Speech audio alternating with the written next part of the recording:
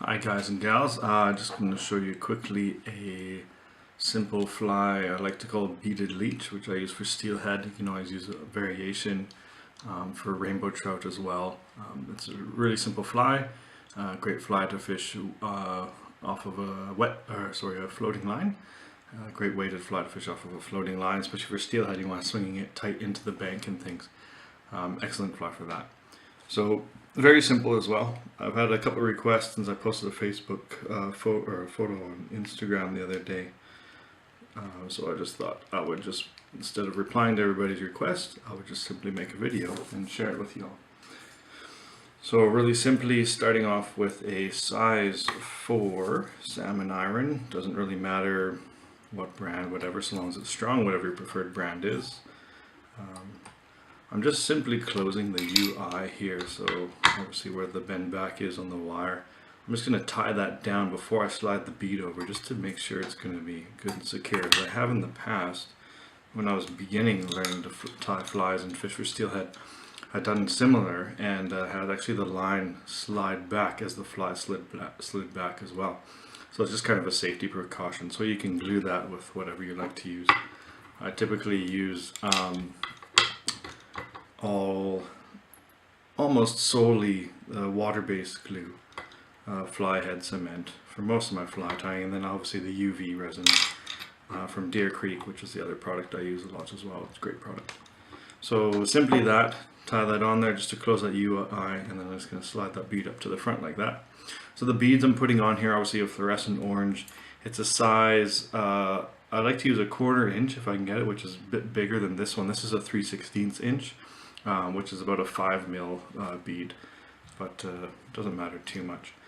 Underbody on this fly is optional, so if you want to put something on, you can. If you don't, then don't worry about it.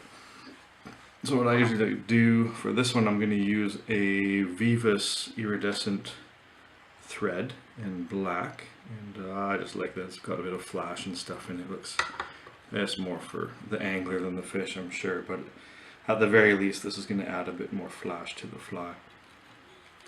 So I'm just going to tie that in like so. I am using a Norvise rotary vise, so it's winding that. I'm just going to spin that body right up. Basically right up to the bead. So the rest of it, if I tie over top of that thread, it's not going to matter. So I'll back it off one wrap. There we go. Really cool product, this iridescent thread from Vivus. Comes in a whole pile of different colors, but it's great for little nymphs and stuff. I'll hold there's the spool, you can see it's quite funky. Multitude of colors in the black one, so I like it for little underbodies and stuff on all kinds of flies. So this is like I say, it's quite a simple fly. That whole first part there is optional. The main part of the fly is a rabbit strip, so I'm going to kind of take that end of the rabbit zonker and kind of tuck it into the bead. What I'm trying to do with that is I'm just trying to make bulk behind the bead to help the bead from slipping back. So I'm just going to tie that down, and you can, like I say, you can tie back over that your underbody just a little bit if you want, or just not wrap your underbody all the way to there. And then for length, it's optional. I tend to keep these to about 2 inches or so. And then whenever I cut a rabbit strip off, I never cut it square. I always cut it at a bit of an angle. So I'm going to nip this one and then I'll show you what I mean.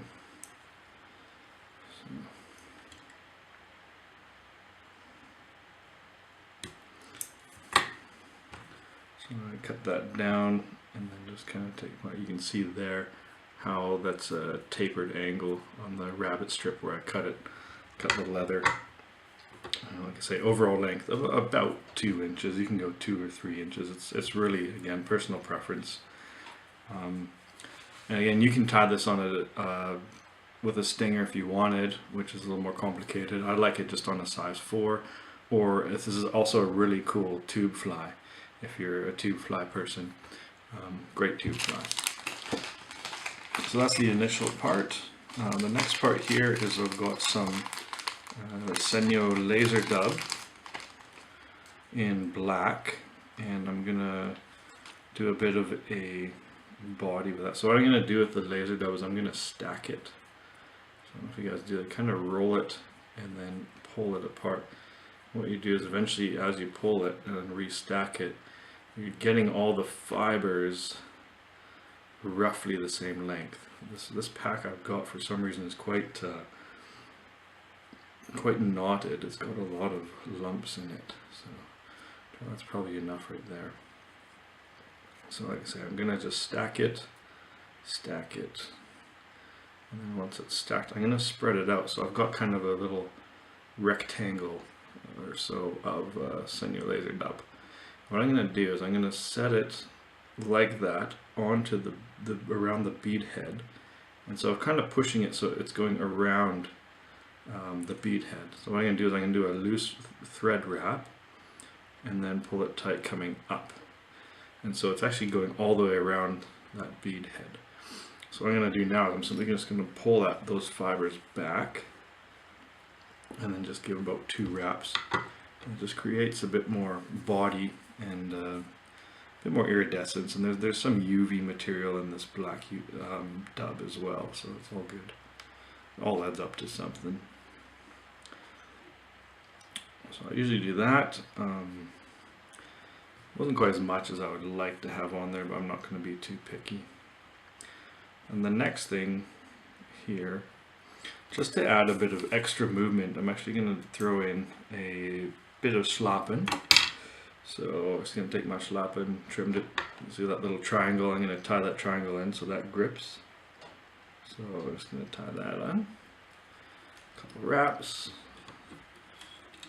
and again, just on this fly, no more than 2 wraps really, just to get, again, a little bit more movement. That's all we're really adding to the fly with the schlappen. Just a little bit more movement and maybe a little bit more body at the front of the fly so it has a bit more of a tapered effect. Could do 3 wraps, but I'm going to keep it to 2.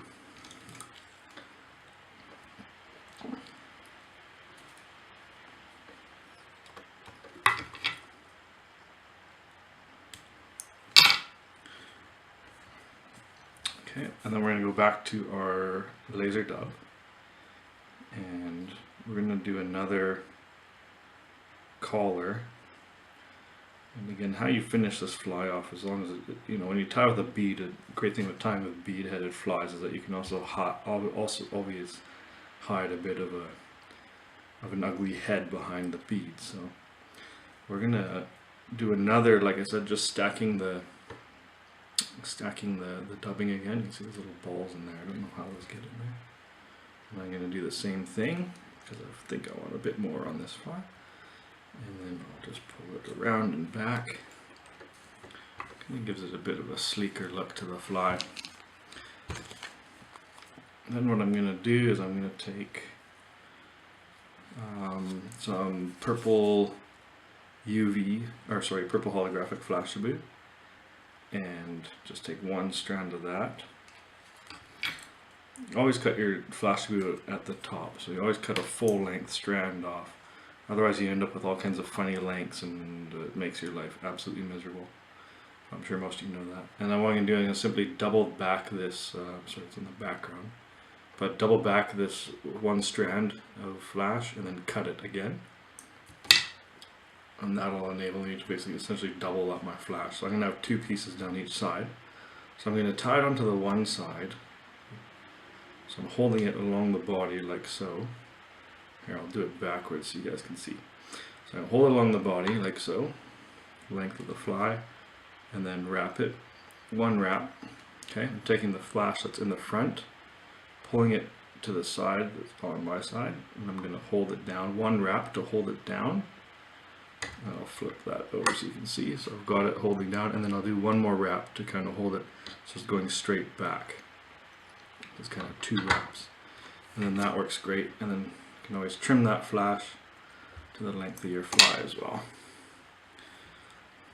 So at this point you can see why the underbody is not so critical, because it doesn't really show through.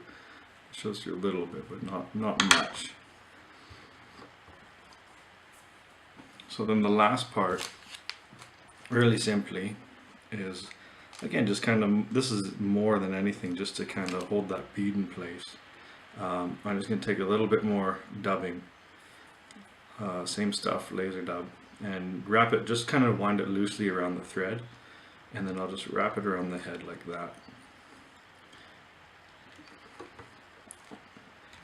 And then I'll just whip finish underneath that.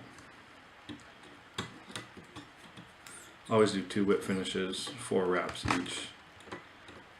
And that seems to always lock the thread in. The other nice thing of tying with bead heads is that if you tie it right, that thread and your whip finishes finish off under the bead, so you actually don't need to worry about gluing it, and that'll last a long time. It's always good to just check that that bead's not going to slip back, and this one's rock solid, it's not going to move towards the back of the fly. So there you go, real simple. Great fly for steelhead. Like I say, I prefer to fish this a lot of like tail outs or runs where you can swing a fly right close to the bank, right off a floating line. Usually use a Scandi and then about a 12-foot leader, and yeah, it works awesome. Works awesome, especially when you fish, like I say, you fish those runs, especially where there's a drop off and it just drops into the water. Swing it right tight in, guys, right tight, and that'll get your hook up right there. Cool. Thanks for watching.